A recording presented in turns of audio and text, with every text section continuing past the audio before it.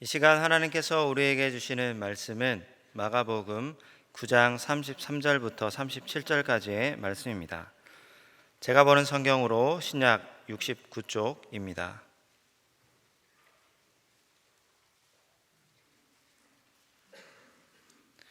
하나님의 말씀을 봉독하겠습니다. 가버나움에 이르러 집에 계실새 제 아들에게 물으시되 너희가 길에서 서로 토론한 것이 무엇이냐 하시되 그들이 잠잠하니 이는 길에서 서로 누가 크냐 하고 쟁론하였음이라. 예수께서 앉으사 12 제자를 불러서 이르시되 누구든지 첫째가 되고자 하면 뭇사람의 끝이 되며 뭇사람을 섬기는 자가 되어야 하리라 하시고 어린아이 하나를 데려다가 그들 가운데 세우시고 앉으시며 제자들에게 이르시되 누구든지 내 이름으로 이런 어린아이 하나를 영접하면 곧 나를 영접함이요 누구든지 나를 영접하면 나를 영접함이 아니요 나를 보내신 이를 영접함이니라. 아멘. 아프리카 초원에서 서식하는 스프링복의 이야기를 들어본 적이 있으십니까? 이 영양의 일종인 스프링복은 치타도 잡지 못할 정도로 엄청난 속도로 달릴 수 있다고 합니다. 그런데 이 시속 94km의 달리기 실력을 자랑하는 그들이 떼죽음을 당하는 경우들이 있습니다. 근데 그 이유는 그들의 특이한 습성 때문입니다. 그들은 무리를 지어 풀을 뜯어 먹다가 한 녀석이 더 많은 풀을 먹기 위해서 앞으로 달려나가면 그 뒤에 있던 녀석도 지지 않으려고 더 빨리 달려간답니다.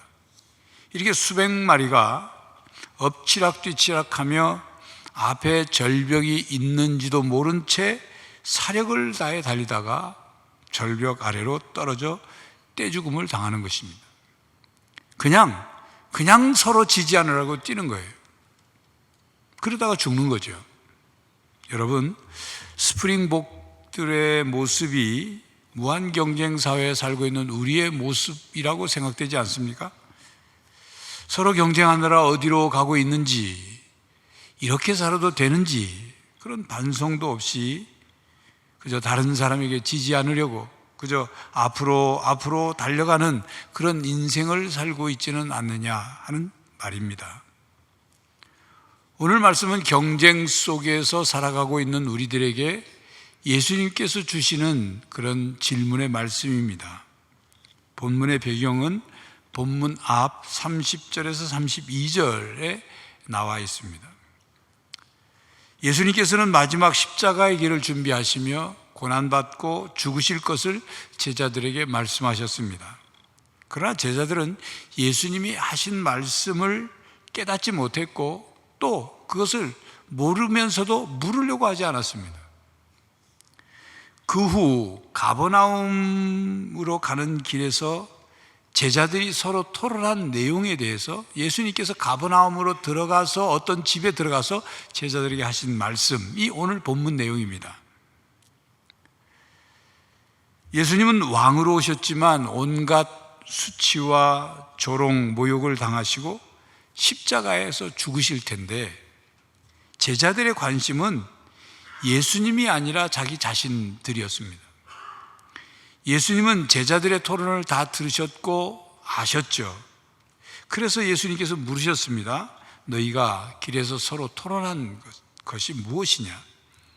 제자들은 자신들이 서로 토론하는 내용을 예수님께 자신 있게 대답하지 못했습니다.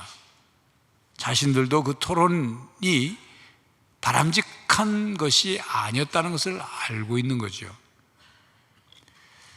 그것을 성경은 이렇게 설명합니다. 34절에 그들이 잠잠하니 이는 길에서 서로 누가 크냐 하고 쟁론하였습니다. 제자들은 서로 누가 크냐를 놓고 서로 쟁론하였다 그랬습니다. 쟁론했다는 말은 격한 토론을 했다는 얘기입니다.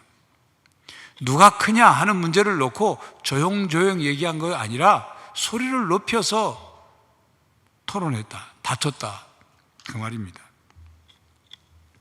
만약 제자들의 토론의 주제가 바람직한 것이었다면 예수님께서 오늘 본문 말씀을 하지 않으셨겠죠. 제자들의 토론은 바람직한 것이 아니었고 또 제자들은 그 토론의 바람직한 결론도 얻지 못한 채 가버나움으로 들어왔습니다. 그러니 마음은 이미 상한 마음으로 들어와서 예수님의 말씀을 듣고 있는 것입니다. 제자들은 누가 크냐를 토론하였습니다. 이것은 누가 키가 큰지를 토론한 것이 아닙니다. 누가 제일이냐, 누가 먼저냐, 누가 높으냐, 누가 스승님에게 더 인정받느냐, 그래서 하나님 나라에 들어가면 누가 더 높은 자리에 앉을 것이냐, 이걸 토론한 거죠. 이런 모습은 누가복음 22장에도 나옵니다. 누가복음 22장 14절부터 23절까지는 예수님께서 제자들과 함께 최후의 만찬을 드시고 난 후에 성찬을 정하시고 행하셨죠. 떡을 떼어주시면서 이 떡은 너희를 위하여 주는 내 몸이라, 너희가 이를 행하여 나를 기념하라 말씀하셨습니다. 또 잔을 나눠주시면서 이 잔은 내 피로 세우는 새 언약이니 곧 너희를 위하여 붓는 것이라. 그리고 23절까지는 그 성찬의 내용이 나오고 그 다음 24절 이하에 보면 제자들 사이에 그 중에 누가 크냐 하는 다툼이 일어났다고 성경이 기록하고 있습니다. 예수님께서는 곧 고난받고 죽으실 것을, 그래서 십자가에서 살이 찢기고 피를 흘려 죽으실 것을, 그래서 그 몸과 피, 살과 피를 주시는 성찬을 행하셨는데 제자들은 누가 크냐 하고 다툰 것입니다. 스승은 자신이 곧 죽을 것을 얘기하고 있는데 제자들은 우리 중에 누가 높은 자리에 앉을 것이냐, 그 다음은 누구냐, 그 다음은 누구냐, 이런 것을 가지고 다투고 있었다는 얘기입니다. 그러니까 서로 누가 크냐 하는 다툼이 복음서에 보면 한두 번 있었던 게 아닌 거죠. 예수님이 보시기에 얼마나 한심하고 답답하고 기가 막힐 노릇이겠습니까? 이 세상이라는 정글에는 1등을 하기 위해서, 제일 높은 자리에 앉기 위해서, 최고의 갑부, 부자가 되기 위해서 수단과 방법을 가리지 않고 다른 사람들을 짓밟는 사람들이 있습니다. 내 앞에 있는 사람, 앞에 있는 걸 못 보는 거예요. 내 위에, 나보다 높은 자리에 앉아 있는 사람, 나보다 더 유명한 사람, 온갖 수단과 방법을 다 동원해서 끌어내리는 거죠. 거기에는 양심도 없습니다. 예의도 없습니다. 인륜도 저버립니다. 끊임없이 경쟁하고, 끊임없이 스트레스 받고, 끊임없이 비열하고, 끊임없이 잔인하기까지도 합니다. 그리고 세상은 1등에게만 박수를 칩니다. 오래전 TV 개그 프로그램, 요즘은 없어졌죠? 개그 콘서트의 한 코너에서 개그맨 박성광 씨가 외치던 대사가 있죠. 1등만 기억하는 더러운 세상, 이러면서. 그 대사는 비록 개그 프로그램이었지만 그 대사는 무한 경쟁 사회를 향한 평범한 다수의 발칙한 외침이라 그렇게 평가를 했습니다. 이 세상에는 1등은 한 명이에요. 그러나 1등이 되지 못한 다수의 나머지 전부는 패배자처럼 취급을 합니다. 그렇지만 최고가 되는 것, 1등이 되는 것이 인생의 목표가 되면 참으로 불쌍한 인생을 살게 됩니다. 여러분, 만약 최고의 자리에 올랐다고 해도 내가 그 최고의 자리를 계속 지키는 것이 어렵다는 것, 또 다른 사람이 나를 제치고 최고가 될 수 있다는 것, 이것을 인정하지 않으면 불쌍한 인생을 살 수밖에 없다는 그런 말입니다. 그 자리를 지키기 위해서 계속적으로 스트레스를 받아야 하고, 그 자리가 뺏길까 봐 계속적으로 불안하고, 뺏긴다면은 자신은 패배자, 스스로 고통을 괴로워하는 거죠. 영원한 1등은 없는데 말입니다. 여러분 생각해 보십시오. 만약 우리가 누가 크냐 하고 서로 비교하고 경쟁하고 그리고 뭐 시기하고 다툴 때, 그래서 그것으로 인해서 우리가 열등의식을 갖게 되거나 아니면 이겼다고 교만해지거나 그럴 때 하나님은 하늘에서 우리를 내려다 보시고 뭐라고 하시겠어요? 어떻게 보시겠습니까? 마치 우리는 도토리 키재기를 하고 있는 모습으로 보이지 않겠습니까? 마치 벼룩이 서로 누가 더 높이 뜨냐고 펄쩍펄쩍 뛰면서 경쟁하는 것과 똑같은 그런 모습이 아니겠습니까? 뛰어야 벼룩인데, 뛰어봤자 벼룩인데.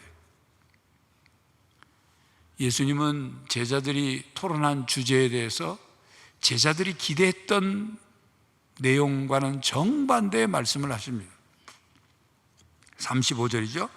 예수께서 앉으사 12제자를 불러 이르시되 누구든지 첫째가 되고자 하면 무사람의 끝이 되며 무사람을 섬기는 자가 되어야 하리라 하시고, 예수님은 누가 크냐, 누가 최고냐, 누가 먼저냐, 이거보다 더 중요한 가치를 말씀하셨어요. 첫째가 되는 것이 아니라 섬기는 사람이 되라 말씀하십니다. 이 말씀은 하나님 나라의 원리에 따라 살아가는 하나님의 백성들에게 주시는 말씀이에요. 세상의 원리는 그게 아니지요. 무조건 1등을 해야죠.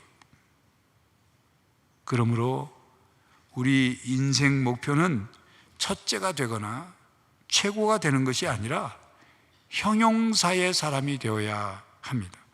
형용사의 사람이 되어야 한다는 말은 사람 앞에 형용사가 붙은 그런 사람이 되어야 된다. 선한 사람, 온유한 사람, 덕 있는 사람, 의로운 사람, 거룩한 사람, 화평케 하는 사람, 마음이 가난한 사람, 마음이 청결한 사람, 이런 형용사가 붙은 사람을 얘기하는 거예요. 이런 형용사가 붙은 사람은 섬기는 삶을 위한 덕목들이에요. 그 앞에 붙는 형용사는 그런 인생 목표를 표현하는 표현인 것입니다. 자, 이렇게 설명해 보겠습니다. 사람들에게 장래 희망이 어떻게 됩니까? 인생의 목표가 뭡니까? 라고 물으면 많은 경우 명사로 대답을 합니다. 대통령, 판사, 의사, 선생님, 기업가가 되려고 합니다. 나는 대통령이 되려고 합니다. 나는 선생님이 되려고 합니다. 나는 기업가가 되려고 합니다. 그렇게 대답을 하죠. 어떤 대통령이 될 거냐, 어떤 의사가 될 거냐, 어떤 선생님이 될 거냐, 어떤 기업가가 될 거냐, 그걸 대답해야 되는 거예요. 앞에 형용사가 붙어서 대답을 해야 한다 그 말이에요. 나는 선한 기업가가 되고 싶습니다. 나는 무슨 따뜻한 다정한 선생님이 되고 싶습니다. 나는 국민을 행복하게 하는 대통령이 되고 싶습니다. 나는 진실한 그런 정치가 되고 싶습니다. 이런 인생의 목표, 이런 장래 희망이 되어야 된다 그 말이에요. 바로 이러한 장래 희망과 인생의 목표는 바로 섬기는 사람이 되는 그런 장래 희망이요, 인생 목표죠. 최고가 되는 것, 1등이 되는 것, 그것이 중요한 게 아니고 하나님을 섬기고 사람을 섬기는 사람. 그럼 어떻게 섬길 거냐? 사람에게 유익을 주고 사람에게 행복을 주는 그런 사람, 섬기는 사람이 되어야 한다 그 말입니다. 오늘 성찬식을 거행합니다. 우리는 성찬에 참여하며 예수님께서 하신 말씀을 기억해야 합니다. 인자가 온 것은 섬김을 받으려 함이 아니라 도리어 섬기려 하고 자기 목숨을 많은 사람의 대속물로 주려 함이라. 마태복음 20장 28절 말씀이죠. 이렇게 성찬에는 우리를 섬기신 예수님의 섬김이, 그 사랑이, 그 희생이, 그 메시지가 담겨져 있습니다. 예수님은 이 시간에도 성찬을 통해서 우리에게 너희도 섬기는 자가 되라 말씀하십니다. 누구든지 첫째가 되고자 하면 무사람의 끝이 되며 무사람을 섬기는 자가 되어야 하리라 하시니, 그것이 하나님 나라 백성의 삶입니다. 하나님 나라의 원리로 사는 삶의 자세인 것입니다. 성도 여러분, 비교와 경쟁과 다툼을 버리고 섬기는 하나님 나라 백성으로 살아가시기를 간절히 바랍니다. 기도하겠습니다. 하나님, 우리는 날마다 비교하고 경쟁하고 또 그것 때문에 시기 질투하고 내가 최고가 되기 위해 상대를 짓누르고 끊임없이 불안과 스트레스와 상처 속에 살아가는 저희들입니다. 최고가 되기보다는 하나님이 인정해 주시는 사람이 되게 하여 주시고 섬기는 사람이 되게 해 주시고 하나님과 사람들 사랑하고 유익한 일을 하고 또 행복하게 하는 일을 하는 그런 사람으로 살아가게 하여 주시옵소서. 예수 그리스도의 이름으로 기도하옵나이다. 아멘. 성도 여러분, 우리를 섬기고 우리를 위해 대속물로 주시기 위해 십자가에서 죽으신 예수님을 기억하며 무한 경쟁 사회 속에서 비교와 경쟁과 다툼을 벌이고 하나님 나라의 백성으로서 섬기며 살아가시기를 간절히 바랍니다. 지금은 우리 주 예수 그리스도의 은혜와 하나님 아버지의 사랑과 성령 하나님의 교통하심이 섬기는 사람으로 살기로 다짐하는 모든 성도들과 가정과 삶의 현장 위에 이제로부터 영원히 함께 하시기를 간절히 축원하옵나이다. 아멘.